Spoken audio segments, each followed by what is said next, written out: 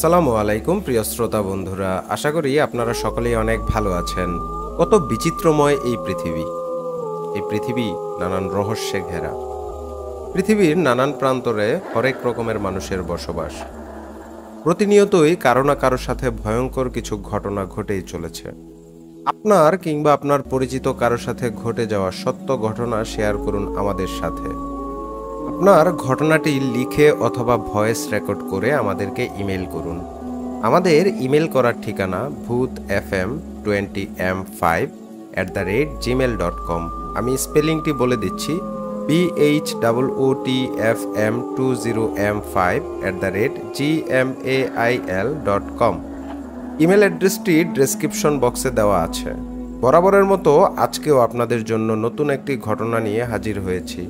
তাই বেশি কথা না বাড়িয়ে আমরা সরাসরি চলে যাব ঘটনায়। আশা করছি আজকের ঘটনাটি আপনাদের ভালো লাগবে। ঘটনাটি যেভাবে লেখা আছে আমি ঠিক সেভাবেই পড়ছি। আসসালামু আলাইকুম, আমি আয়মান। আবারও লেখা শুরু করলাম। কেরানীগঞ্জ থেকে পবিত্র কোরআনের হিফজ সম্পন্ন করে এক নতুন জীবনের সন্ধানে মাদারীপুরের কালকিনির পথে পা বাড়ালাম। গন্তব্য ছিল হিফজ শুনানি মজলিস। সেখানে পৌঁছানোর পর মহান আল্লাহর অসীম কৃপায় অপ্রত্যাশিতভাবে একটি মসজিদে ইমামতির সুযোগও জুটে গেল। মাদ্রাসার ভেতরের সেই বিভীষিকাময় অধ্যায় থেকে বেরিয়ে ভেবেছিলাম এবার হয়তো কিছুটা শান্তির দেখা পাব, কিন্তু নিয়তি হয়তো অন্য কিছু লিখে রেখেছিল। একদিন ফজরের নামাজের পর, তখনও আলো পুরোপুরি ফোটেনি, এক প্রবীণ মুসল্লি প্রায় হাঁপাতে হাঁপাতে আমার কাছে ছুটে এলেন। তার চোখে মুখে গভীর উদ্বেগ আর অসহায়ত্ব ছিল। মিনতি ভরা কণ্ঠে বললেন, হুজুর, দয়া করে একটু আমাদের বাড়িতে চলুন। তার ব্যাকুলতা দেখে আমি কিছুটা অবাক হলাম। জিজ্ঞেস করলাম, কেন চাচা, কোনো সমস্যা হয়েছে কি? চাচা এক গভীর দীর্ঘশ্বাস ফেলে বললেন, আর বলো না বাবা, আমার নাতনিটা গত 10 থেকে 15 দিন ধরে বড়ই কষ্টে আছে। কত ডাক্তার, কত কবিরাজ, কত বড় বড় হুজুর দেখালাম, কিছুতেই কিছু হলো না। তারা যখন আসেন মেয়েটা একদমই সুস্থ হয়ে যায়। তাবিজ কবজ দেওয়া শেষ হলেই আবার সে আগের মতো যন্ত্রণায় ছটফট করতে থাকে। তাই সব দ্বিধা ও লজ্জা সরিয়ে তোমার কাছে ছুটে এসেছি বাবা। চাচার কথা শুনে আমি স্তম্ভিত হয়ে গেলাম।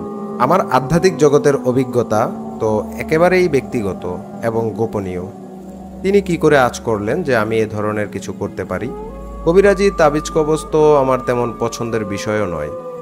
তাই খানিকটা নিজেকে গুটিয়ে নিয়ে এড়িয়ে যাওয়ার ভঙ্গিতে বললাম, চাচা, যেখানে এত অভিজ্ঞ ডাক্তার, কবিরাজ, নামিদামি হুজুরেরা কিছুই করতে পারেনি, সেখানে আমার মতো কোনো সাধারণ কিশোর আপনাকে কিভাবে সাহায্য করতে পারবে?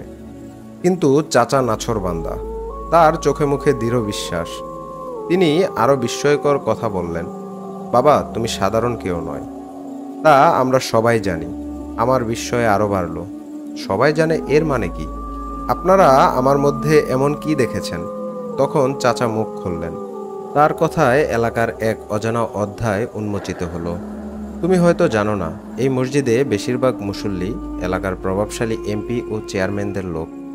তারা নিজেদের খেয়াল খুশি মতো মসজিদ পরিচালনা করেন। আমি গত 25 বছর ধরে এই মসজিদে নামাজ পড়ছি। এমন কোনো শুক্রবার যায়নি যেদিন টাকা তোলা, নাম লেখা আর হুজুরদের বয়ান নিয়ে মসজিদে হট্টগোল হয়নি। কিন্তু তুমি আসার পর থেকে সেই সমস্যাগুলো এমন নিখুঁতভাবে সামলে নিয়েছ যা আগে কেউ পারেনি। আমি বললাম, শুধু এসব গুণ থাকলেই তো কেউ অতি প্রাকৃতিক কিছু করতে পারে না চাচা। তিনি প্রতিউত্তরে যা বললেন তা আমার কল্পনার বাহিরে ছিল। ধীর স্বরে বললেন, হ্যাঁ, আমরাও তাই ভাবতাম, তোমাকে মসজিদে রাতে ঘুমাতে দেখার আগ পর্যন্ত। আমার কপালে চিন্তার ভাঁজ পড়ল। মসজিদে ঘুমানো নিয়ে কি আবার সমস্যা চাচা? চাচা বললেন, তুমি কি অন্য এলাকা থেকে এসেছো? আমি হ্যাঁ সূচক মাথা নাড়তেই তিনি শুরু করলেন, তাহলে শোনো, এই এলাকায় এমন কেউ নেই যে এই মসজিদ সম্পর্কে জানে না। প্রায় 25 বছর আগে 2 ভাই একসঙ্গে চেয়ারম্যান পদে দাঁড়িয়েছিল। ভোটের ঠিক আগের দিন রাতে এক ভাইকে রহস্যজনকভাবে খুন করা হয়। তাকে এই মসজিদের জমিতেই কবর দেওয়া হয়েছিল। তখন থেকেই রাতের বেলা এই কবরের আশেপাশে অদ্ভুত ভয়ঙ্কর সব কাণ্ড ঘটতে শুরু করে, যা এলাকার মানুষের রাতের ঘুম কেড়ে নেয়। তৎকালীন চেয়ারম্যানের নির্দেশে কবরের আশেপাশে রুকাইয়া করে এখানে মসজিদ নির্মাণ করা হয়, এই ভেবে যে হয়তো সমস্যার সমাধান হবে। কিন্তু কিছুতে কিছু বদলায় না, বরং মসজিদটি রাতের বেলায় যেন এক অশরীরী শক্তির দখলে চলে যায়। তখন চাচা 2 বছর আগের এক ভয়ঙ্কর রাতের ঘটনা শোনালেন। বছর 2 আগের কথা। আমরা 5 থেকে 7 জন মুসল্লি এখানে এতেকাফে বসেছিলাম। রাত তখন খুব বেশি নয়, 11টা কিংবা 11:30 হবে। হঠাৎ এক অদৃশ্য শক্তি আমাদের 7 জনকেই টেনে হিচড়ে মসজিদের ছাদে ছুঁড়ে মারল। এরপর যা দেখলাম তাতে আমাদের ভয়ে জান পাখি উড়ে যাওয়ার জোগাড়। একটি রক্তমাখা ছুরি হাতে, সারা শরীরে বিষধর সাপে জড়ানো, দেহ থেকে মাথা আলাদা এক বীভৎস মূর্তি। তার চোখে মুখে পচা মাংস থেকে অজস্র পোকা কিলবিল করছিল, আর সেগুলো খলসের মতো ঝরে পড়ছিল। আমরা ভয়ে আল্লাহ আল্লাহ করতে করতে কোনো মতে ছুটে মসজিদের ভেতর আশ্রয় নিলাম, কিন্তু তাতেও শেষ রক্ষা হলো না। আবারও সেই শক্তি আমাদের টেনে হিচড়ে ছাদে নিয়ে আছড়ে ফেলল। আমরা সবাই বুঝলাম এখানে আর এক মুহূর্ত থাকাও সম্ভব না। বাধ্য হয়ে ইতেকাফ ভেঙে যে যার বাড়িতে পালিয়ে গেলাম। এরপর বহু বছর এই মসজিদ বন্ধ ছিল। অনেক হুজুর আলেম এসেও সমস্যার সমাধান করতে পারেনি। অনেকেই এখানে রাত কাটানোর চেষ্টা করেছেন, কিন্তু কেউ সফল হননি। এই তো মাস 2 আগের ঘটনা। একজন বেশ সাহসী বড় আলেম এখানে ঘুমিয়েছিলেন। তাকেও টেনে হিচড়ে ছাদে নিয়ে এমনভাবে আছড়ে ফেলা হলো যে তারপর তিনি পুরোপুরি ভেঙে পড়েন। চেয়ারম্যানের লোকেরা কড়া নির্দেশ দিয়েছিলেন, বাহিরের কোনো হুজুর এলে তাকে যেন এই মসজিদ সম্পর্কে কিছু বলা না হয়। তুমি এখানে ঘুমাবে জানলে আমি আগেই তোমাকে সব বলতাম। আমি চাচার সমস্ত কথা মন দিয়ে শুনলাম। মসজিদটি তাহলে সত্যিই অস্বাভাবিক, কিন্তু এখন অগ্রাধিকার হচ্ছে ওই অসুস্থ মেয়েটি। আমি বললাম, চাচা, মসজিদের সমস্যা না হয় পরে দেখা যাবে, এখন চলুন আপনার নাতনিকে দেখে আসি। তার বাড়ির কাছাকাছি পৌঁছতেই আমার মাথার চুলগুলো স্বয়ংক্রিয়ভাবে কেঁপে উঠল। তার মানে বিপদ সংকেত। তাকিয়ে দেখি বাড়ির চারপাশে গাছের ডালে, দেয়ালে অদ্ভুত ভঙ্গিতে গভীর মনোযোগ নিয়ে বসে আছে 4টি করে সাদা চোখ বিশিষ্ট মোট 7টি ভয়ঙ্কর দর্শনের রাক্ষসে পাখি। এগুলোর উপস্থিতি কোনোভাবেই স্বাভাবিক ব্যাপার নয়। আমার চোখ যেন মুহূর্তেই কিছু একটা অনুভব করে নিল। ঘরে ঢুকে দেখলাম একজন পর্দানিশীন ধার্মিক মেয়ে বিছানায় শুয়ে আছে, কিন্তু একই দশা, একবারেই শুকিয়ে কাঠ, যেন কঙ্কালসার। তার শরীর থেকে তীব্র পচা গন্ধ আসছিল, যেন জীবন্ত দেহেও পচে গেছে। তার বাবা কাঁদতে কাঁদতে আমার পাশে এসে কান্না জড়ানো কণ্ঠে বললেন, হুজুর, এসএসসি পরীক্ষার আগ পর্যন্ত আমার মেয়েটি একদমই স্বাভাবিক ছিল। তারপর একদিন সকল ছাত্রছাত্রীরা মিলে একসাথে ঘুরতে যায়। ফিরে আসার কয়েকদিন পর থেকেই তার অস্বাভাবিক আচরণ শুরু হয়। সারাক্ষণ এমনভাবে ছটফট করে যেন কেউ ধারালো ছুরি দিয়ে তার শরীরে আঘাত করে ক্ষতবিক্ষত করে দিচ্ছে। কি হয়েছে, কেন হচ্ছে, কিছুই বুঝতে পারছি না। আমি চোখ বন্ধ করে ঘটনার গভীরে যাওয়ার চেষ্টা করলাম। পঞ্চ ইন্দ্রিয়ের উপলব্ধি আমার কাছে সব পরিষ্কার হয়ে গেল। গোড়াটি আসলে শুরু হয়েছিল একটি নোংরা কুনজর থেকে। হাই স্কুলে পড়ার সময় একটি ছেলে মেয়েটিকে ভালোবাসত, যদিও সেটাকে ভালোবাসা বলে না, কুনজর বলাই ভালো। শিক্ষা সফরে গিয়ে ছেলেটি তাকে প্রেমের প্রস্তাব দেয়, কিন্তু মেয়েটি ধার্মিক হওয়ায় তাকে প্রত্যাখ্যান করে। ইসলাম যা সমর্থন করে না তা সে কোনোভাবেই করতে পারবে না। কয়েকবার প্রত্যাখ্যাত হওয়ার পর ছেলেটি রাগে ক্ষিপ্ত হয়ে ওঠে এবং মনে মনে প্রতিজ্ঞা করে, ও যদি আমার না হয় তাহলে কারোরই হতে দেব না। সে একটা কুখ্যাত কবিরাজের শরণাপন্ন হয় এবং মেয়েটিকে কালো জাদুর মাধ্যমে বশীকরণ ও সম্মোহিত করার তাবিজ করে। কিন্তু মেয়েটি ধার্মিক এবং আল্লাহর বিশেষ রহমতে তার আধ্যাত্মিক সুরক্ষা থাকায় সে জাদুর কোনো প্রভাব তার উপর পড়েনি। তখন ছেলেটি কবিরাজকে নির্দেশ দেয় মেয়েটিকে যেন মরণ বাণ মারা হয়। এজন্য মেয়েটির ব্যবহৃত জিনিসপত্রের প্রয়োজন ছিল। সে ধূর্ত কবিরাজ তার দুষ্ট জিনদের মাধ্যমে মেয়েটির ব্যবহৃত একটি ব্লেড চুরি করে নিয়ে আসে এবং তাতে ভয়ানক জাদু করে সেটি চালান করে দেয়। উদ্দেশ্য ছিল ব্লেডটি ধীরে ধীরে মেয়েটিকে কাটতে থাকবে, একসময় মেয়েটি মারা যাবে। আমি যখন মেয়েটিকে দেখলাম তখন তার অবস্থা খুবই করুণ ছিল। আর কিছুক্ষণ জাদু চললে হয়তো সে মারাও যেত। সেই পচা গন্ধ আসলে জাদুকৃত শরীরের পচন প্রক্রিয়ার লক্ষণ ছিল। প্রথমেই তাকে বাঁচাতে হবে, তারপর সেই জাদু নষ্ট করার পালা। একটি সম্ভাব্য সমাধান মাথায় এলো।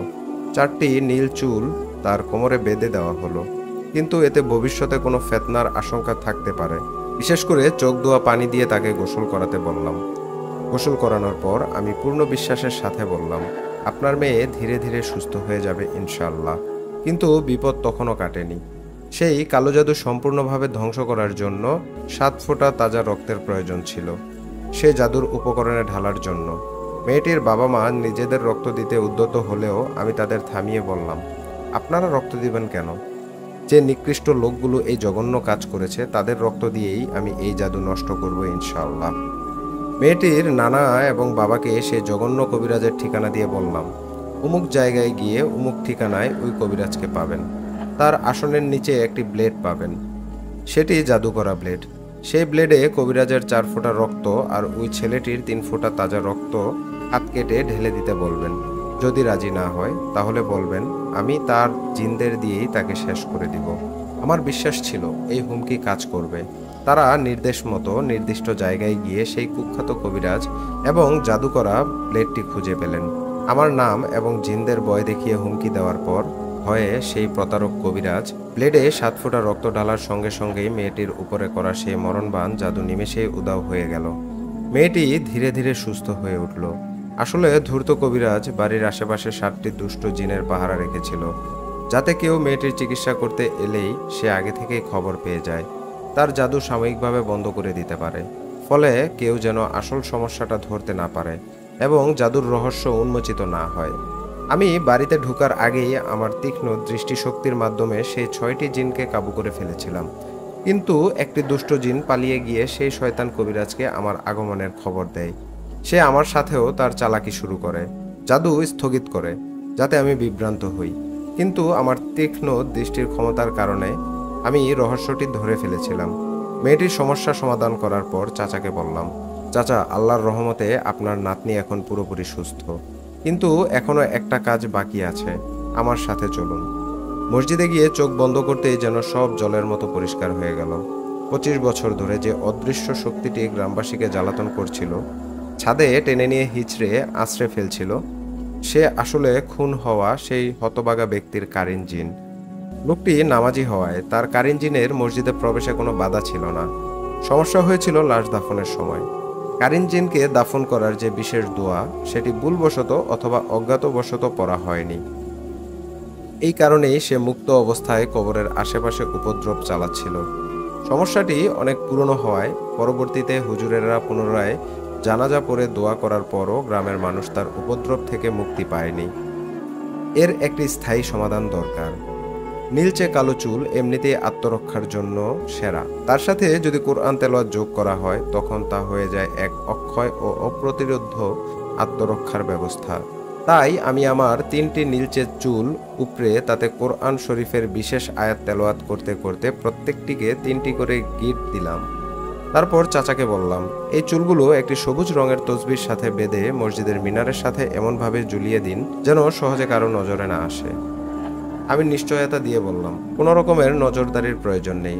আল্লাহর হুকুমে এই চুল আর তসবি যতদিন এখানে ঝুলবে, যতই ঝড় তুফান আসুক, ইনশাল্লাহ এই তসবি বিন্দু পরিমাণেরও নড়বেও না এবং মসজিদেরও সমস্যা স্থায়ীভাবে সমাধান হয়ে যাবে। আমার কথা শুনে চাচার মুখে স্বস্তির হাসি ফুটে উঠল। তিনি ধন্যবাদ জানালেন।